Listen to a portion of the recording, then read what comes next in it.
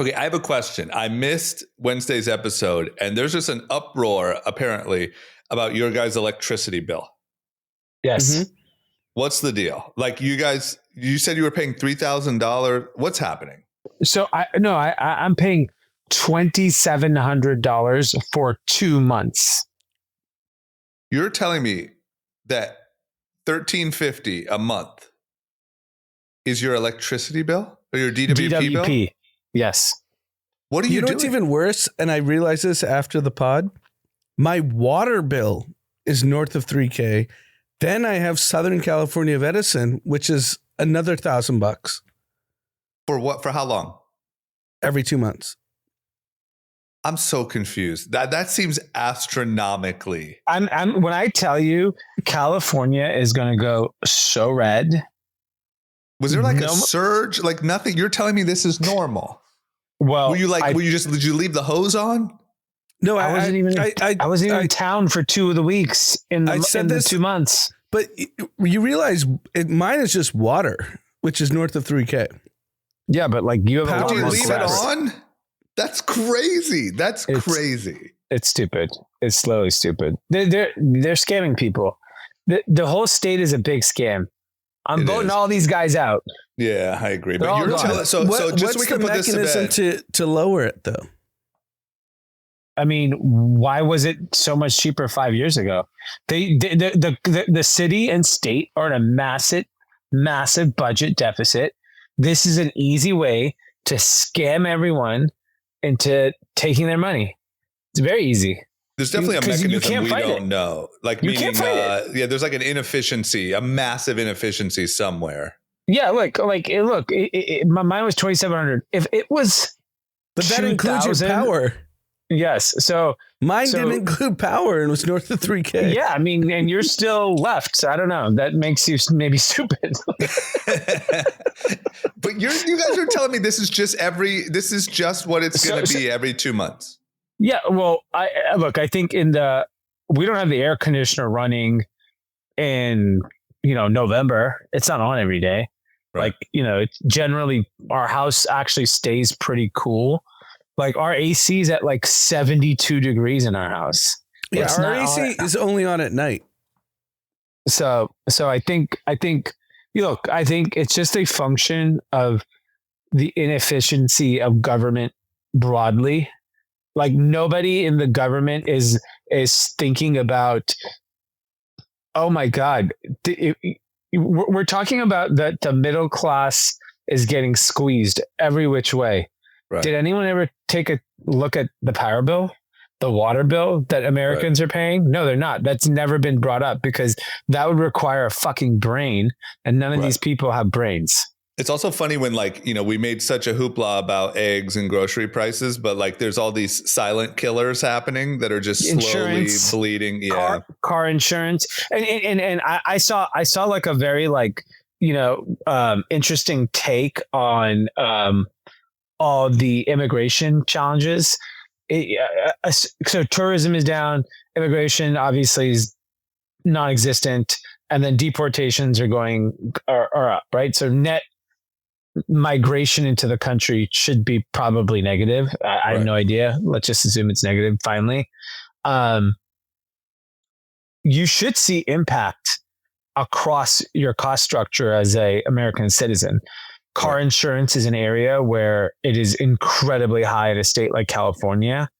A lot of it, there's a ton of hit and runs because a lot of uninsured drivers are driving the streets, and they're uninsured because they're not legal immigrants. So I think that there are some of those instances where like housing and insurance and, a lot of people talk about the ERs being not as crowded because of ICE scaring. So like maybe there's some unintended consequences of mass immigration that we never thought of. And then on the flip side, maybe we'll get a benefit at some point, because right now, all of these things, health insurance, car insurance, power, these are like not the topics of the day. Right. We don't talk about the cost, the hard numeric. You know why everyone's in uproar? Because like, I bet you half the people don't even look at their power bill. Like when I said it, like you may go check. If you own a home, you may be a little bit more cautious about it, but the average person's not checking their power bill. It's on auto pay, and it could be $100, it could be $250. You don't fucking know and don't really care. Like if your bill went, let's just say if you had a power bill of, I don't think you probably have to pay one in your building, but let's just say you did. Yeah. If it was $200 a month and it went to $300, which is a 50% increase, you wouldn't notice. I bet a lot of people check their bill after Wednesday's pod. Random people I know ask me about it. They're like, "Do you and Anand pay $3,000?" I'm like, "I don't know." What? That can't be right. That must be for the year or something. Pool. I have no pool. Mine's remember when I had that? I have a lot of grass. That's a problem. I had that pool that I kept at 95 degrees at all times. At one time, still mine was like, I don't know, 800 or something, and that was like really high at the time. Well, but a lot of cost structures have changed in the last 5 years. Right. A lot of this, I just had to clear that up. I missed it. A lot of people asked me about it. I was like, you must have heard it wrong. I was so confused. Yeah. The next question is, can you guys fill me in on Archie? What? No, I want to just to tap back into inflation. So the Mexican restaurant that D goes to with his family, I take Mav to at the Grove, the casual spot, farmer's market. Yeah. Completely empty. And I asked them, like, what's going on? They were like, the price is just too expensive. It is too expensive. Everything's like too expensive. The employees were telling me empty, or the employees were gone. There was zero tables. The problem is that 12:30 on a Sunday. Yeah, you eat at a casual restaurant. I only speak for LA. A casual restaurant that's not like fine dining. The price is completely out of whack, to the point where it makes way more sense to eat fine dining than go eat at a casual restaurant. You 30% more and you're eating at the best restaurants in the city. And you get the best service, you get the incredible food, you're going to experience that is not being given to you at a casual eatery. So like the casual restaurant has to embrace robotics, self-service in terms of menu ordering. Like you can't have the staff, right? Like the food prices are too high, and you're not like, just give us an iPad and we order and the food comes when it comes. Like it's I don't think there can be a wait staff for casual eatery in LA and New York. It just doesn't work. Right. Okay. Well, I just love how there's all these problems anyway, but then I feel like California is just probably one of the worst at the moment. Well, Brian, from Nature Group, he said that the minimum wage for the restaurant industry is so out of whack. Like more restaurants are going to, continue to fail. It's not possible, which maybe that's part of the grand plan. Like, let's just let everyone go out of business, because that creates socialism. Right. Yeah. That's the Mondanian effect.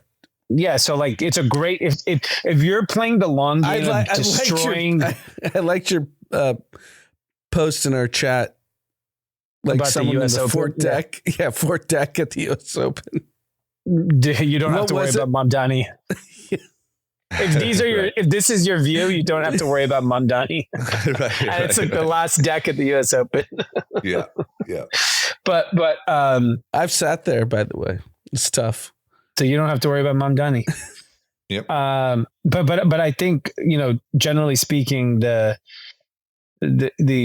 real challenge is that the cost structure of operating a business in California, particularly with insurance, minimum wage, anything that's semi-labor intensive, is basically impossible unless you're charging obscenely high prices. If you're Nobu Malibu.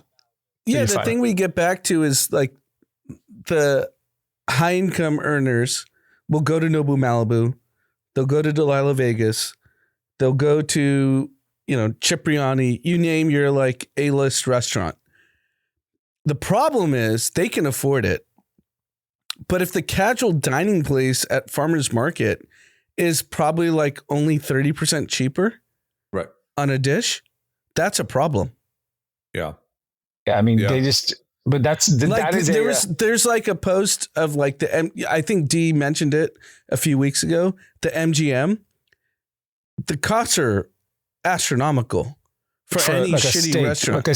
Like a steak restaurant at the MGM, and that it actually dovetails really well into an article that went super viral over the weekend, which was it was about Disney. It was written by the New York Times, and the article is really highlighting. I forgot. Let me get you the exact title of the article, but it's basically Disney and the decline of America's middle class. And it talks about a 60-year-old bus driver who has been planning, saving, bargain hunting, and, planned her big Disney trip. And, she got one of the, like some fast pass, something, but she only got in the front of the line of one ride. It basically said like at Disney, like there's like 10 different experiences you can have depending on your wealth. Right. Right. Like you don't have to have the experience of just buying a ticket, standing in line and just going through it. If you want to avoid everything, you can get the guide. Right. And I'm sure there's a level of the guide that's even higher that we don't even know about that potentially exists, where like Mickey Mouse comes and fucking, I actually know the level. If you're rich, you pay for a guide and it's kind of okay. But if you're Kim Kardashian and you're famous, like your cousin, he gets top of the line because he's famous. If you're famous, you get the extreme VIP. If you're not famous, you just try to buy your way in, you don't get it. Yeah, that is true 100% because I've experienced both. And also, I think to Dee's point, there's probably a guide. I'm sure you can pay for the Kim Kardashian experience. Of course you can. And not be Kim Kardashian and be, just a random. Yeah, I mean, because here's the thing, even like you take the Louvre does private tours, and after hours or late at night, you can go get a private tour of the Louvre with no one in the fucking building if you want. I mean, everyone does a private tour if you have the right budget. Yeah, exactly. So I think what's happening is that like, and what the interesting thing about using Disneyland as like, Disneyland is the primary example of like what's happening in America, because it is probably the most popular place to visit on earth. Right. And what's happened is because of social media, everyone found out about all of these levels, these guides, right? Like I know people who get guides that are not rich. Right. They get it because they love Disneyland and that's the experience they want to give to they'd rather get the guide at Disneyland than go to Hawaii. So what I've seen an article recently is that properties like Disneyland, hotels around the world, they're basically trying to extract more money from the high income earners. So the high income stuff is just like astronomically higher because they know the middle class isn't spending. Yeah. And so they're trying that's what this article's about. That seems like a trend at airports as well. It seems like there's a trend at airports. It seems like you can, I don't know, maybe I'm wrong here, but I feel like you can start to feel at airports that there is a more common, really high-end experience. Yes. And then there's obviously like just the cattle, shove on a plane. But Spirit Airlines bankruptcy. Right. So you see this like catering towards.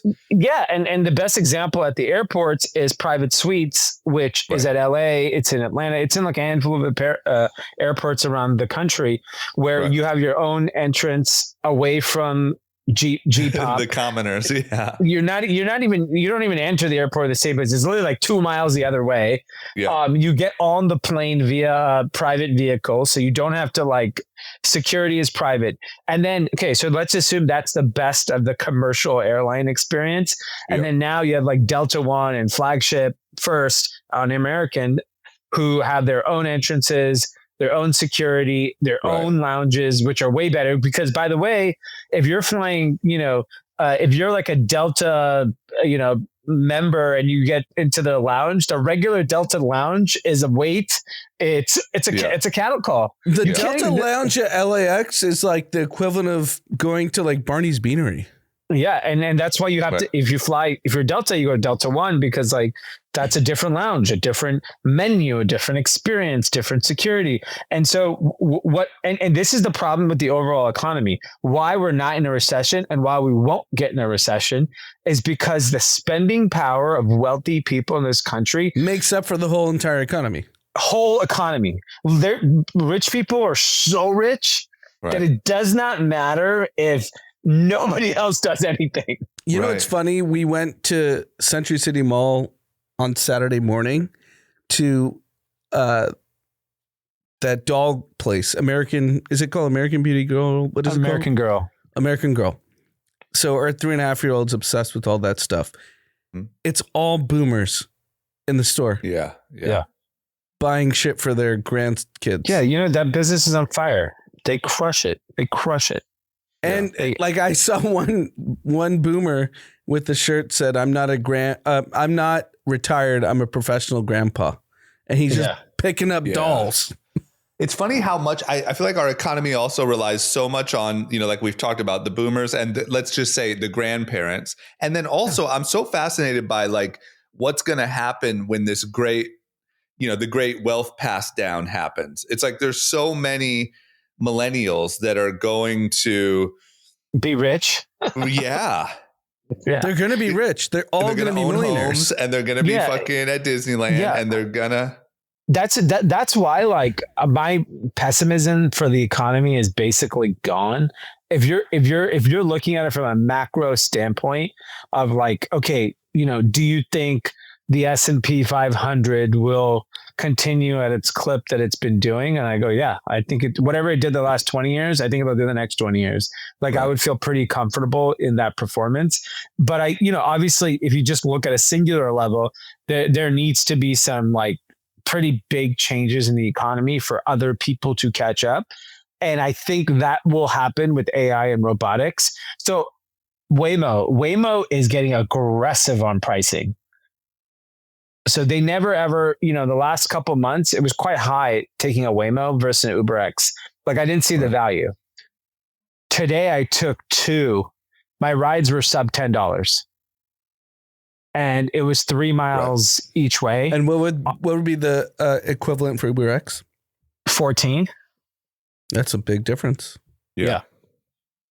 So I think it's pretty fascinating that like, you may see deflation in certain parts of the economy. Even I was listening to All In, and they were talking about Cloud Kitchen launched their faux competitor to like Chipotle, and it's like cheaper priced, high quality food. I don't know if anyone has loyalty to the brand Chipotle. I'm sure there are some people that have it, but if you give them the same bowl experience with, better ingredients and a cheaper price, they're taking the deal. Because Chipotle, so much of Chipotle is takeout and delivery. You're not eating there. So most people are picking it up and going to work. So like if it's a price thing, then there's going to be a lot of instances where price is going to get cheaper across the economy, which will help the middle class. And then you add on the boomers passing off $1 trillion, $20 trillion, $80 trillion. 90, yeah, exactly. 90. We're chilling. It was 70 trillion when we were talking about this in 2020 during COVID. It's 90 trillion. Yeah. Yeah, that's what's crazy too. Is like, Trump should bully every country. Then they're fucked. The rest of the world is fucked, and we have everyone by the balls.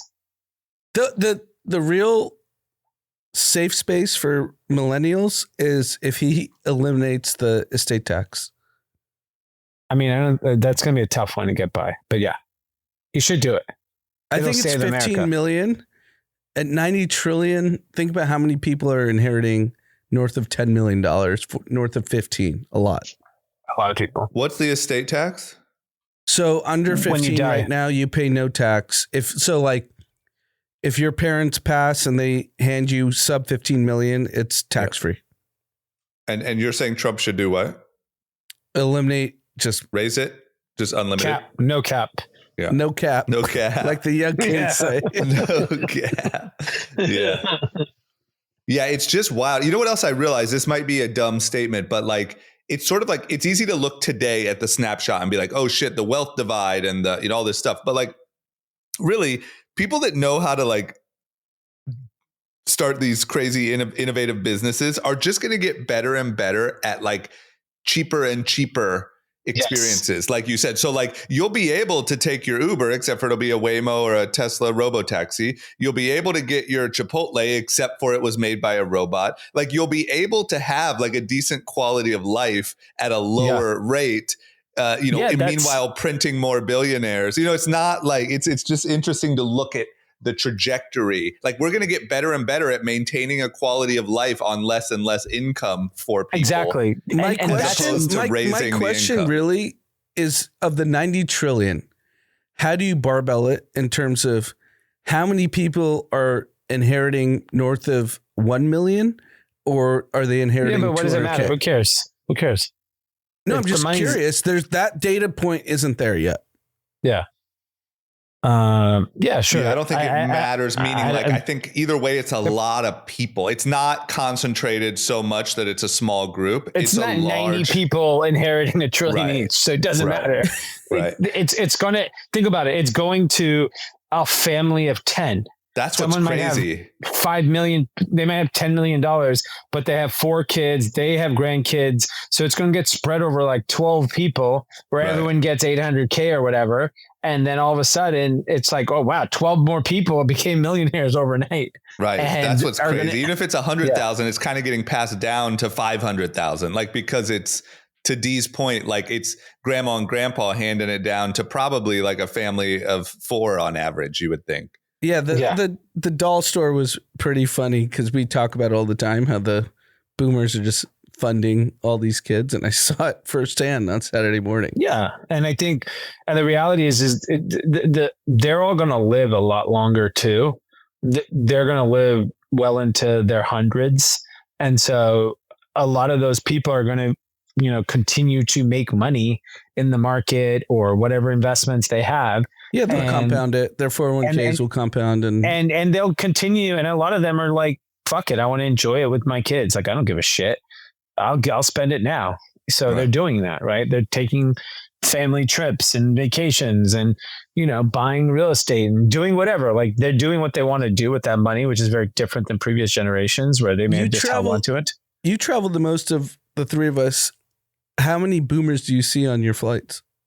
Oh, the whole plane, the front of the plane is all 50, 60 plus. Yeah. The back of the plane are like, poor millennials with their Rimowa and their fucking designer bags. Dude. It's like people are so willing to have a terrible, like a worse quality of life for a better Instagram photo. Yes, because like, let me tell you something. Nobody except like young people have nice things in first class. Yeah. Like zero. Nobody has nice things. So the boomers are just using the old school luggage. They're wearing like their old fucking Wells Fargo vest. Yeah. Like they don't give a shit. They don't give a shit. By the way, back, it's like a fucking Labubu hanging from a Rimowa. Yes, a Birkin. I see people in Birkin bags going to the middle back. Seat. You can't have a Birkin bag and sit in the back. Sorry, that's bad. But I bet you that Birkin bag you can. And I think, but that's my point on the Disney thing. They're trying to say it's like doom and gloom, but the reality is that like the middle class is aware of what wealthy people do. They'd rather stretch and do it the right way, or what makes them happy, than going to Disney and riding 4 rides and waiting for 6 hours to do those 4 rides. Like, a lot of people are like, fuck it. We won't go on a family vacation this year. We'll go to Disneyland, and we're going to go do it the way we want to do it. It's $1,000 a head, and we're going to go do it. So, Drama, I want to ask you this. I want to ask you this question. So, I know you mentioned like you have young employees that it's totally acceptable to live at home. Yeah. Yes. Why wouldn't the parents just pay for their rent? Well, I'm doing a lot of speculating, but I think that number one, I think that there's there's still like a frugality to these parents. Aren't dumb. Like, they're not the ones blowing all their money. It's the kids, right? So like, that's a huge expense that like, oh, we have a guest, we have their room, we have their childhood room, you can live here. I'm not going to pay for you to move out. Like if you want to live here, you have a room, great. I also think there's a small part of it that probably like, I think the parents kind of like it too. Like I think Keeping there's a him little in the house. Yeah, I would imagine. I obviously have no idea, and I would have to talk to some parents. I would imagine that for a lot of parents, there's kind of a sad moment or like a little bit of an identity crisis when your kid moves out, and whatever they call it, empty nesting or whatever. Right? It has a name. I think that there's a part that is sort of like it's nice to have your whole family in the house, and I don't think you're willing to pay the however much a month for your kid to go have a free apartment. I think it's that. I think it's some combination of that. I'm doing a lot of guessing, but I think it's some combination of that. Yeah, we need to talk to like a 50-year-old parent that has kids of that age. Yeah. And these 50-year-olds aren't dumb. Like we said, all the people in first class aren't wearing logos. Like they're not dumb with their money. That's the reason they have it. And so they're not really excited about letting little Jessica, who's just, going wild and partying, having a fucking nice apartment with a balcony in downtown, like if you what's funny is if you, I don't know if you saw, there was like the last couple, maybe a month or two on TikTok, there was like, young, white women who hang out in New York, and they basically day in the life. I ran back into the city and I bought a juice and did Pilates and got my Botox and blah, blah, blah. Basically the joke was that like these women are like holding up the entire economy because they're spending every so much. Yeah. They're spending, it's every dollar. It's probably unlimited dollars because it's coming from you mean their the parents. older ladies? No, I'm talking about a 23-year-old. Yeah, I'm just saying, like, if they're on like a allowance, they're spending every dollar each month on their lifestyle. Yeah, exactly. Yeah, that's what I meant. Meaning, like, it's refilling. Yes. Why would you save it? It's so stupid. So if you get $5,000 a month for your allowance, we need a rich parent to come on the pod to explain how they allocate funds to their kids. But I will say what we need is like a rich, like Arizona parent though, not an LA rich. That's different. Right. Because the three of us, we had to fend for ourselves. Right. Right. Our entire adulthood. It's like, you get to live how you get to live based on what you have in your bank account. You eat what you kill. And these kids aren't. Right. I mean, I want to know how the parents like allocate it. I'll tell you, I don't care about the billionaire kids because that's different. That's like those trusts That's start what I'm saying. Unlocking at 21, at 22, 23. Yeah. My actual conversation where you talked about living with parents, or where I talked about kids living with parents, that wasn't from one of my employees. That was from a random girl at the pool here who I don't know. And I just started chatting with, and her take on like the way the world works was insane. Like it was like everyone lives at home. There's no hope. I don't have to live at home because she's at your pool. She doesn't live at home. She said, okay, I was getting there. She said, I don't have to live at home because I'm hot and I have a rich boyfriend. But if you're not hot, you're screwed. And she's from like middle America. And her just like, we need her on the pod. Oh my God. I was like, get her on the whoa. I think if the average person in America knew about the hot girl economy, their head would explode and they would kill themselves. There might be an uproar. There might be a fucking revolution. Civil war. Somehow they've gotten away from all of like this cancel oppression culture. Narrative, cancel culture. Yeah, no one ever came for the hot girls. They're even above that.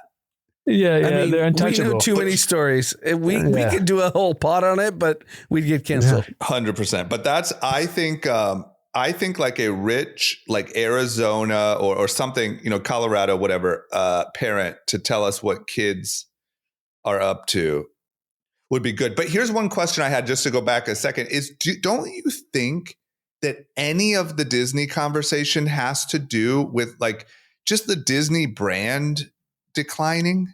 No, but the revenue and everything's up. There's nothing about the Disneyland business that's down. Disneyland, Disney movies are down. Disneyland is booming because that's nostalgic. You're doing Snow White You're not talking about whatever, the last movie that bombed. They're talking about what happened 40 years ago.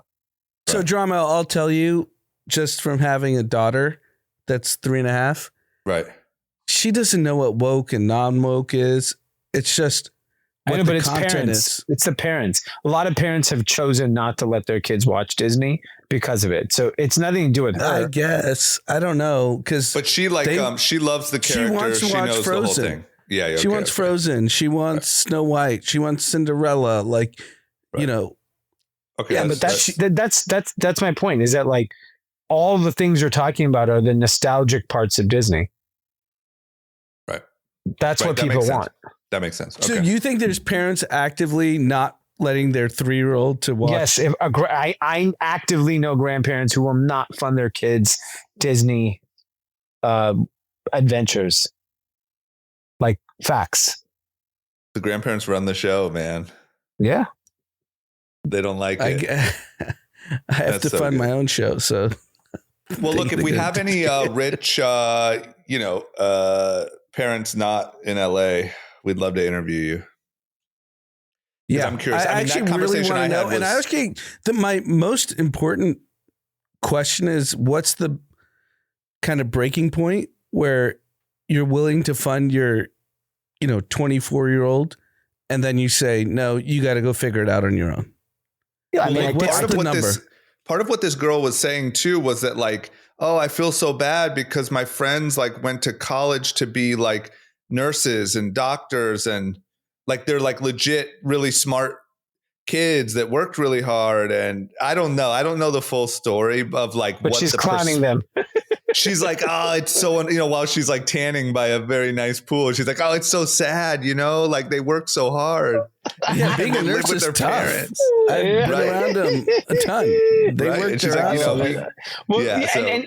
And that's my point, is that like, okay, take this girl and take her boyfriend. They're spending like a middle-class family on a monthly basis. And so over the last week, there was an article that came out that said more people haven't paid bills on credit card bills for over 3 months. So the delinquency rates are actually quite high. So that's a scary thing, right? It's a very scary thing when delinquency rates are this high. And and it only happened like this before the great financial crisis, during that era. So everyone's making that comparison. But the thing that you can't compare is that like, we're in a different world.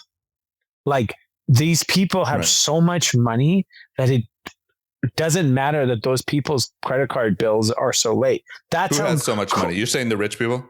Yes. Yep. That it's not affecting. We should be in a recession for all intents and purposes. Like, I honestly believe that. But like, then when I took a step back and I realized, whoa, these people have so much money that it doesn't matter. When I talk to retailers, no retailer telling me business is bad. Right. It's good. It's okay. Like, it could be better, but no one told me it's bad. Right. That's crazy. Yeah. It's also like, cause this is credit card bills, and obviously you add all these buy now, pay later. Then you add, it just blows my mind, the level of even the way that the government spends. It's like the amount of fucking just credit. Fuckery. Yeah. Propping up this whole shit. Yeah. Even like the more you learn about like leverage and the, I didn't really understand that in finance, and like, it's just this whole fucking thing is credit, man. Yeah. No, well, I mean, to be fair, like boomers are liquid. Well, true. They got no credit. That's true.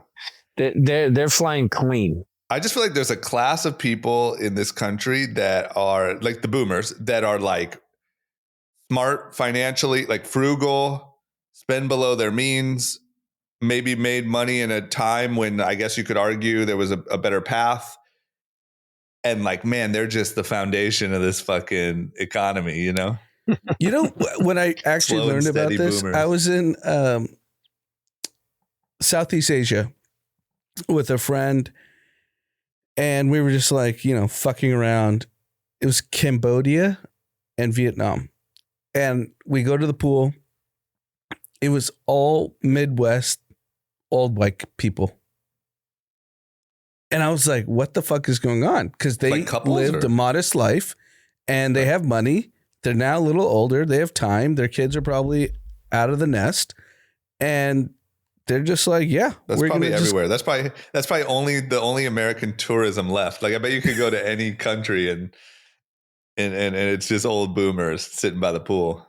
Yeah, and I think the other interesting thing is that like it makes me really like bullish on what's happening, because I do think this is like one of the more tougher times for the middle class.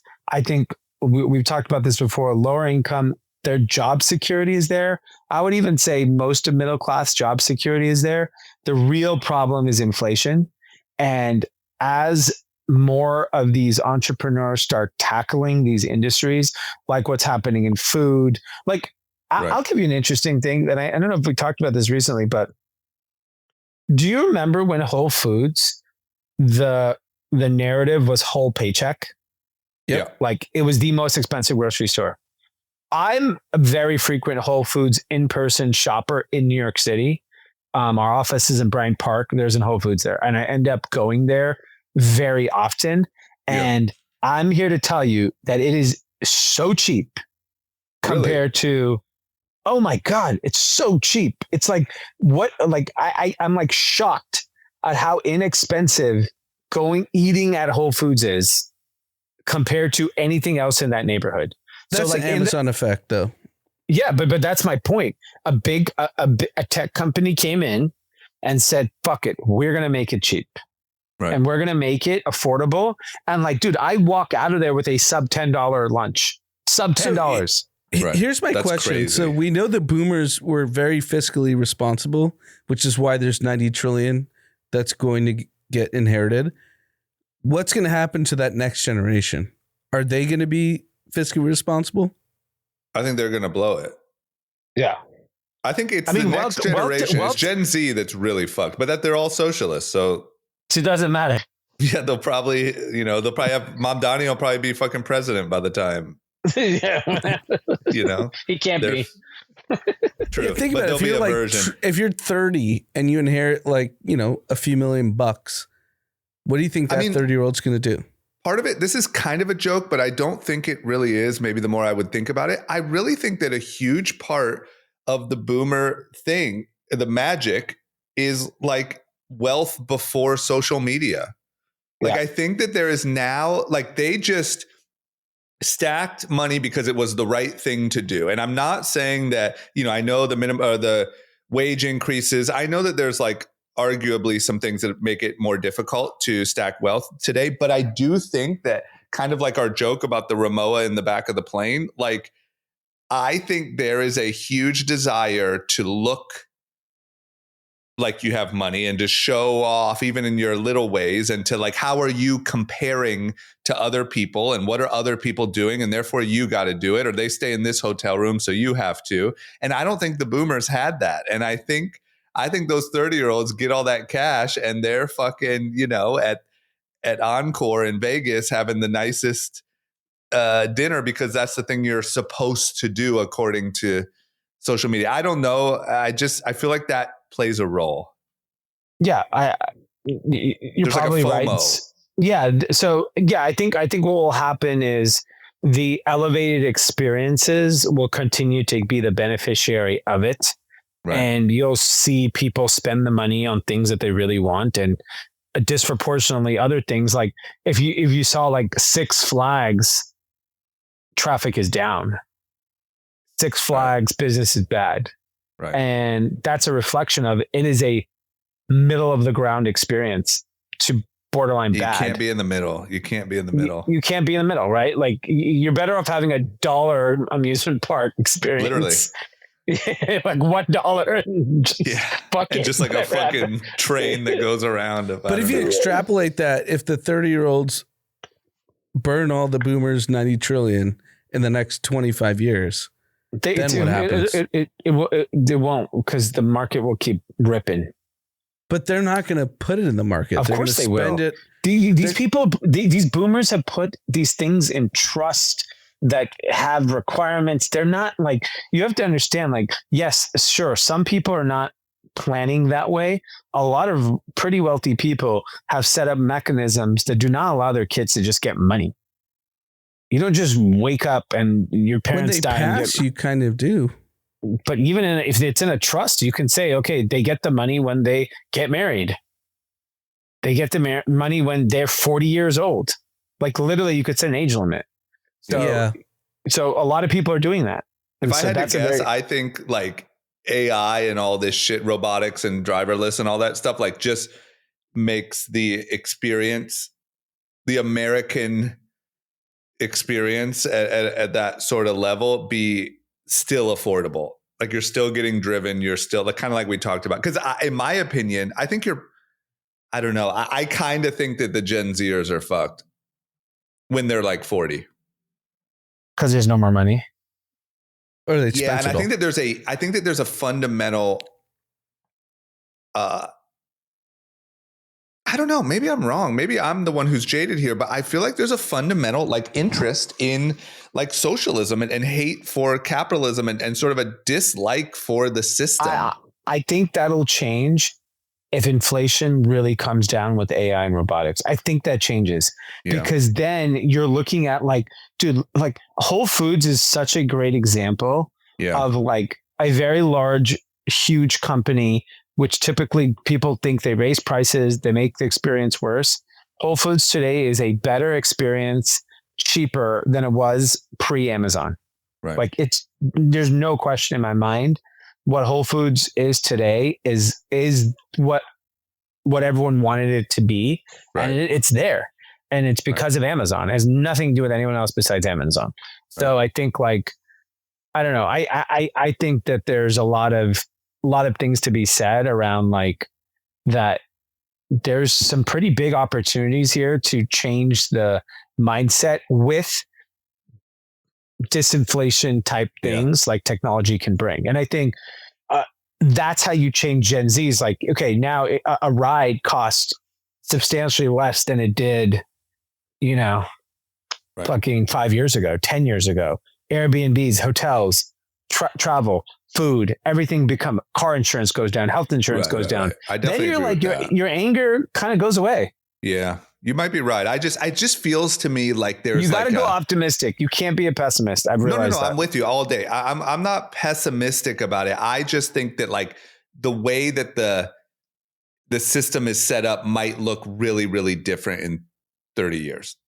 Yeah, that's fair. Because I feel like there's and maybe this is just what every young person feels like, and then they get older and they get more responsible. But it seems like when the boomers were kids, there was sort of like a buy-in to the story. And there was like, you do well, you work hard, you take care of your family. Like that is your responsibility. Where now it just feels like there's more of a like, hey, the system is set up for me to fail anyway.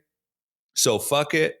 None of it makes sense. Like no one's bought in. And I will say, I think the boomer generation didn't pay attention to politics the way young kids do today. So if you think about the Clinton era, Bush era, they were just putting their heads down and they worked. They didn't care about what was going on. Right. Now, every press conference, obviously Trump is a gaslighter. So everything he says gets everyone's attention. And they didn't care about it back then. Just like curious, do you feel like Trump is more of a gaslighter than Biden? No one cared about a Bill Clinton press conference in the 90s. Well, that's because that's true. Yeah, I don't think that's true. I think they did. I think like they care. Only people who cared about politics, not like, for example, you can go to any 23-year-old, they know every Trump press conference, regardless of where they stand. I don't think that's true, Anand. I don't think that's true. Not at all. I think I think we're just getting old. So now we're the ones who care. I think you go find a 23-year-old out and about, go down to Venice, to the boys and their crew and ask them if they heard the last press conference. They don't give a fuck. The boys reached out to me on Saturday night thinking Trump was dead. No, but that's what they care about because it's social media. But that's social media. That's not politics, though. That's not a press conference. That was a trend on TikTok that was like, dude, the homie died. I'm saying like if you went to like any of these like college things or even, 23, whatever, you ask them what Trump's last press conference is, they don't give a fuck at all. I think it's similar. I just think that there is a distrust in the system as a whole that is different from the 90s or the 80s or the 70s. I think that there's like it's all a scam sort of feeling. I think that's probably the difference. But either way, I'm still optimistic about it. I think either way, it's going to work itself out. And the economy of the US in 30 years is going to be huge no matter what happens individually. But I just think that like the culture of the boomers seems like it was so much different than the way these young people look at it. Yeah. For better or for worse. I'm not talking about the good old days. I'm just saying like it's interesting how it's changing. So, no, but the boomers, I actually think now care so much more about politics than they did probably 35 years ago. Yeah, but don't you think that's just any like aging class? You care more as you get older. I feel like old people just sit in their house and think about politics all day. Yeah, maybe it's a function of like you're not working as much or whatever. But like our mom is dialed. I think that's normal though. To when she sleeps. Yeah, I think that's that's how older people have. That's why we always joke about like it's only old people that actually vote. All these young people don't matter because like I think she brings up news that I don't even know. She like will come over to the house and be like, "Oh, did you hear this?" And I'm like, "No, I didn't. I wasn't paying attention." I think that's normal. I think if you compare. Yeah. Well, that's why they vote. That's why the boomers vote and the young people don't because they're paying attention. Yeah. Yeah. Well, I mean, the thing is like people always want to believe that there's like some like mega change in like society in every generation. Things are basically the same. Like older people tend to be the same. Right. Like if you look back, I'm sure you studied every older generation for the last 50 years. They probably look very similar than they do today. Yeah. So you wouldn't surprise me with like anything at this point that it's like it's not magically different. And what's interesting is one of the topics we put on was so Ramp, the corporate spending card company, which is absolutely on fire, released a really interesting list of top 10 restaurants for business diners and for New York and San Francisco. And so, you know, when you think Ramp, you're thinking, new age companies. What Ramp is. Ramp is basically an Amex replacement.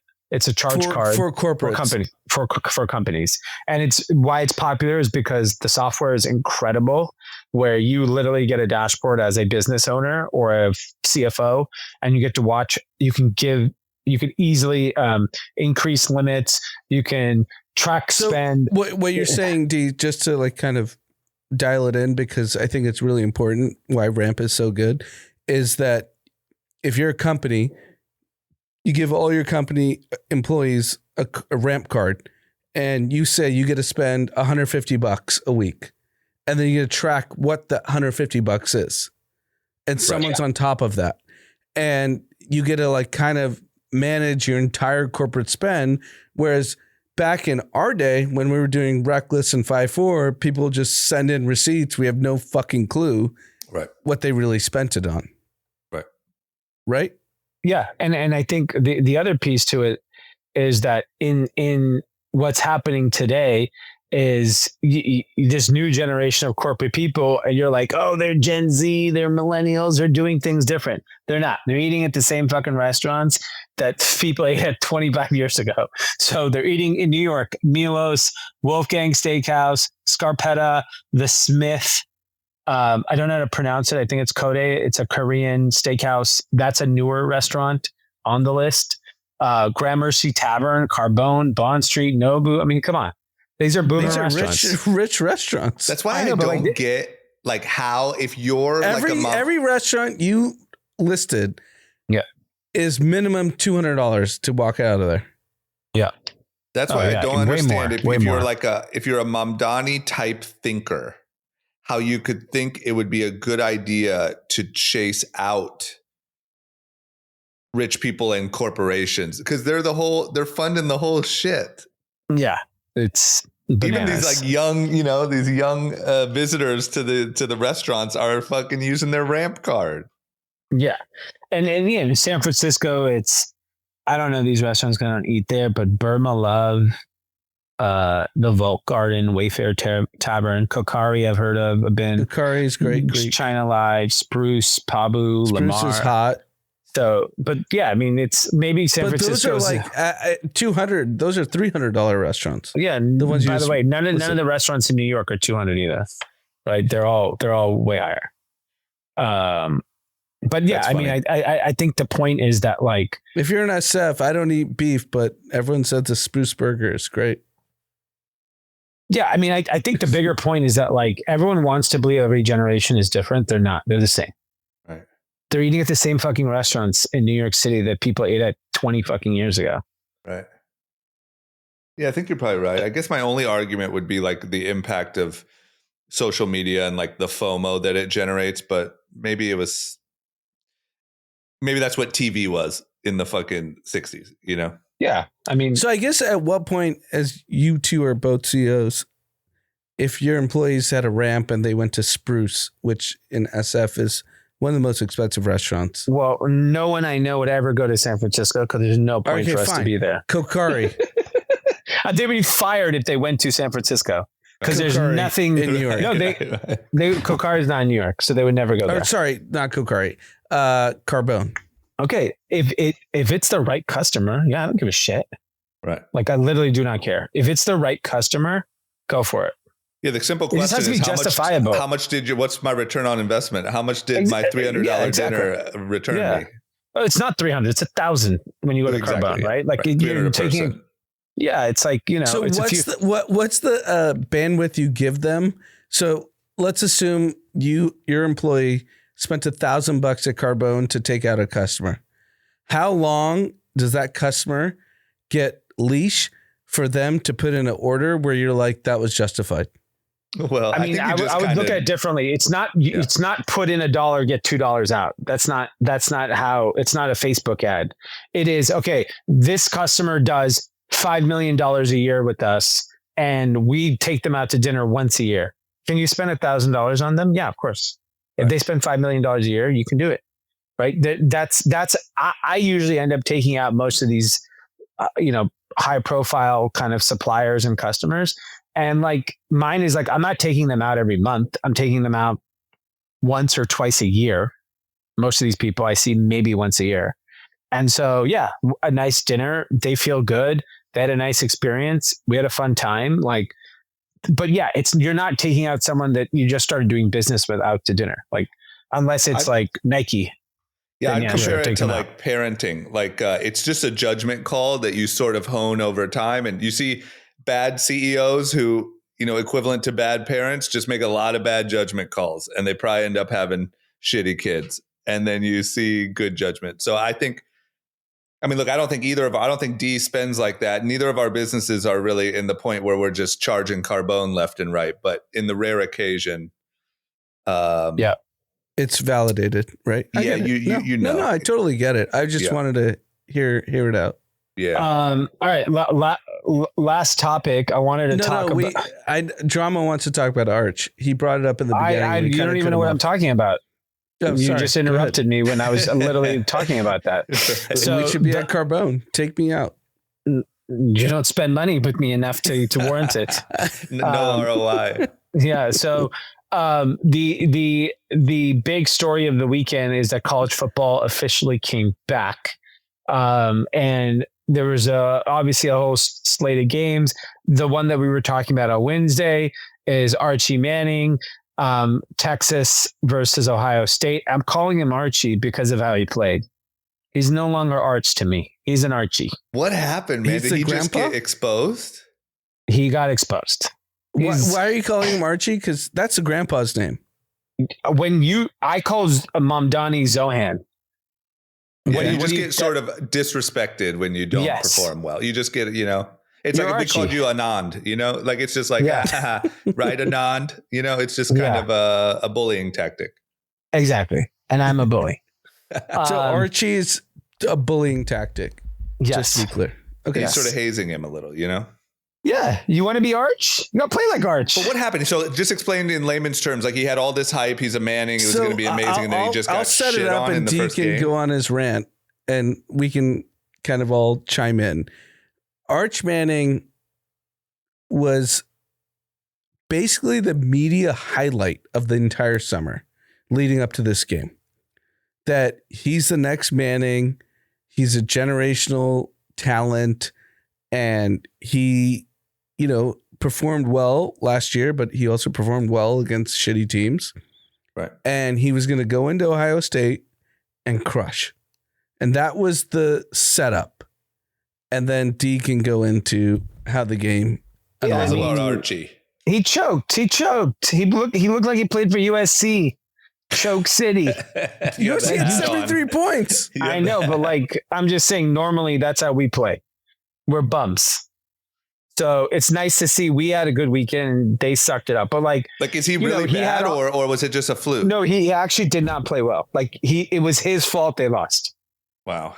Singularly focused, it was his fault. The thing with Johnny Manziel was on Ocho Cinco and Shannon Sharp's pod.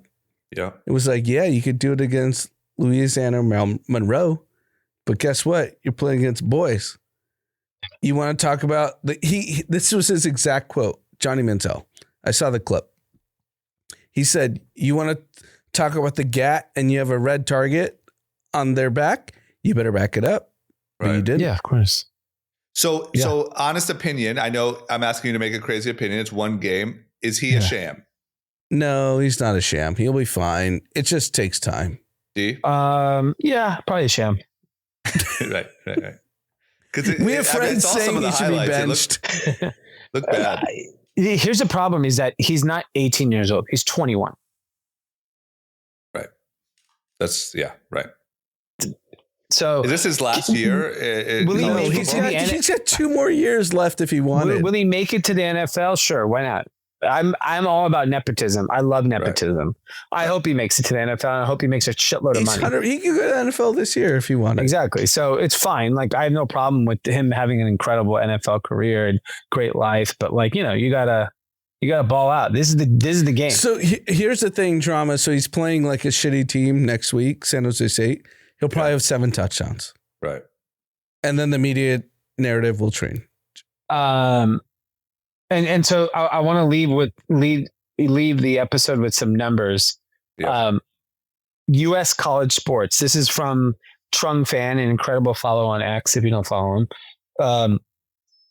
$19 billion of annual revenue is U.S. college sports.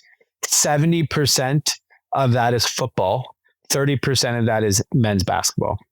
They're the second largest sports league by revenue, more than NBA, more than MLB, more than Premier League. Highest paid public employee is a college football or basketball coach in 43 of the 50 states. 60% of athletic department spending fell into 3 categories: facilities, coaching salaries, and pay for staff. Barely 10% went to scholarships. 70% of top-tier sporting public universities use academic funds to prop up their athletic program. This is mega business. Mega business. Tens of billions of dollars. Yeah. Football is just... it's just... the funny thing on X is the European mind can't comprehend. And it's SEC football guys drinking 40 beers. Yes. Every stadium, by the way... I watched whatever. I was watching the whole weekend, every game. Every stadium's packed. Packed.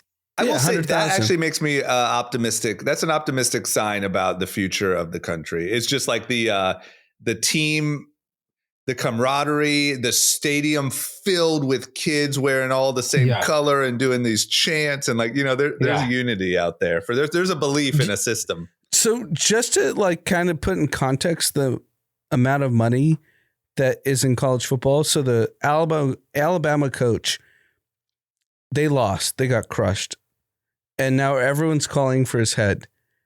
Guess what his buyout number is if they want to fire him? 70 million. You know it, though. Is it 70 million? I was going to say 20. That was going to be my guess. $70 million to get him out of there. And he gets to sit on the beach. How many years is his deal? And what I don't understand is knowing that information, why don't more parents raise coaches? That's what I told you this like a year and a half ago on this pod. I was like, make Dom a coach.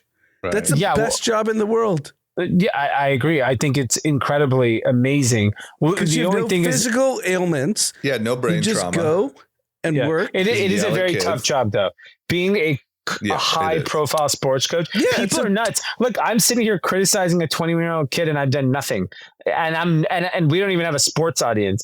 So imagine tomorrow morning you wake up, everyone is calling for everyone's head in every job. Every 18-year-old kid is getting completely ridiculed. Sports is very tough. You know who crushed it, in my opinion, over the weekend as a non-sports guy that still saw this was Portnoy.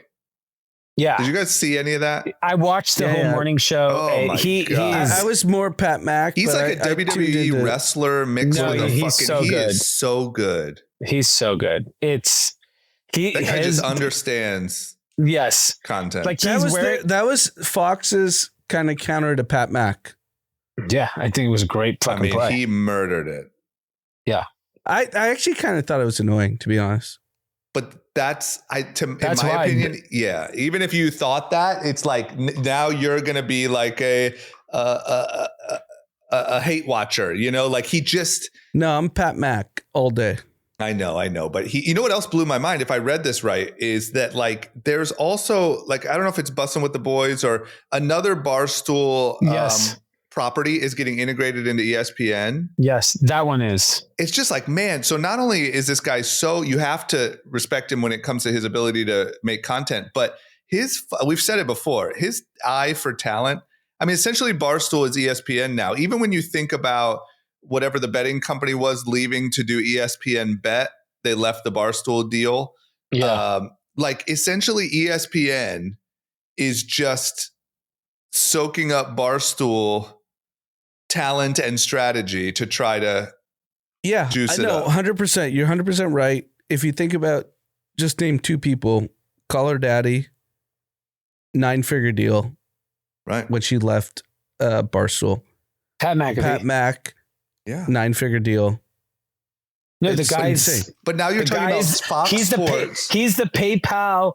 He's the PayPal of fucking. He's the Peter Thiel of sports media. He is. Yeah, I would say media. I mean, Call Her Daddy and Pat McAfee are transcended sports, and they're just culture. They're just big. Yeah, and those other guys joining ESPN and Dave himself joining Fox. It's like they are sports. They're sports media at this point. I mean, they should let him do the evening news. 100%. It's like, what was Barstool really worth? Like people would watch it. It's just, I wonder what Barstool, like if you really put a long-term value on Barstool, even 5 years ago or whatever, it's pretty shocking as like just a dude. He's just a dude who started making content from Boston. Like he's not like a born media guy or whatever, but I think that's discounting it, because I think that's the same way people talk about Pat McAfee. And same with Portnoy. These guys do the work. No.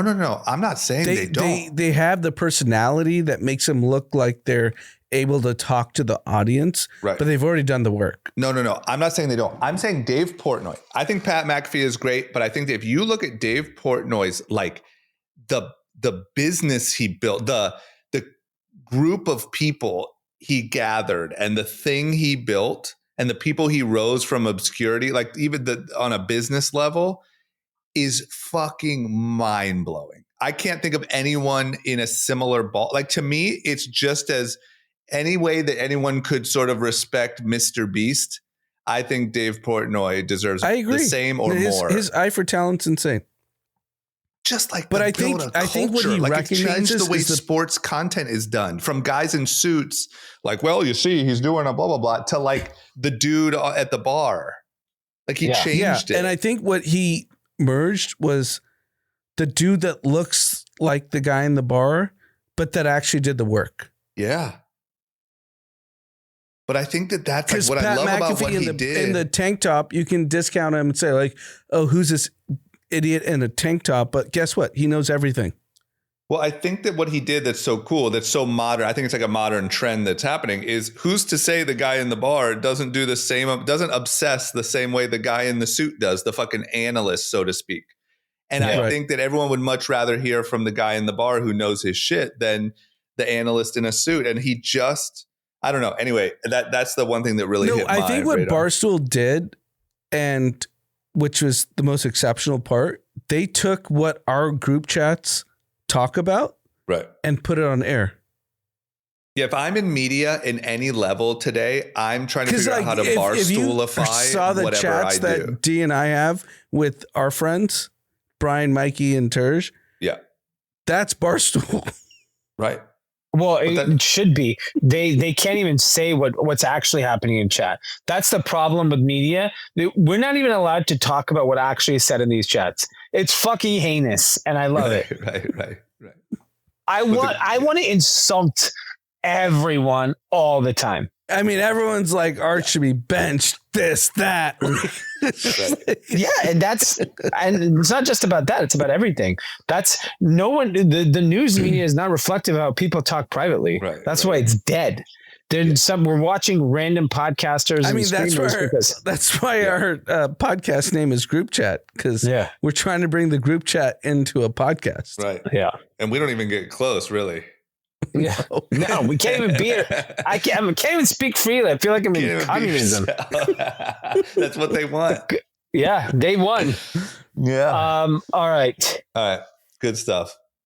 What do we got? Shout outs? We got a couple comments in the YouTube. First one is from Burn7851. Usually listen on Apple Podcasts, but had to comment. You guys are paying $2,500 on electricity. Here in Central Texas, I paid $300 to $350 a month water and electricity in one bill. I have a 2,200 square foot home. Yeah, I mean that's red. That's you go red. At show me 1024. God, I missed the 90s. 2,700 for water and power. I'm telling you, bro, that shit was blockbuster. That shook the core of America. Yeah. Last shout out from Chris. Hey, longtime listener, love the pod. Tell Dean to man up and get TRT, not Ozempic. Okay. Yeah. Get buff, huh? Or maybe do a little combo, and just fucking look like. What happened to The Rock? Did you see him? What happened? The Rock. That's the comment was. He looks like a pebble now. He got skinny? Yeah. He was on. He's on Ozempic. I don't know if he got off the juice. Wasn't he already like in shape? He's a monster. No, it's not Ozempic. He might have just stopped steroids. He could have, like a lot of times when you get that old, you're pumping that much steroids, you could have a heart thing. I don't know. It's crazy. I'm ready to get jacked. I'm down for all of it. So if anyone has some needles and some stuff, we're ready to take group chat to the next level. We'll take what The Rock gave up. We'll take what The Rock used to be cooking. Yeah. I still can't believe that The Rock got skinny. It might be for more roles. Who knows? It's not like crazy, but he just definitely is a lot slimmer. What's his role? He's a wimp in a movie? Maybe he wants to be a little wimp. Maybe, I don't know. He's a lib.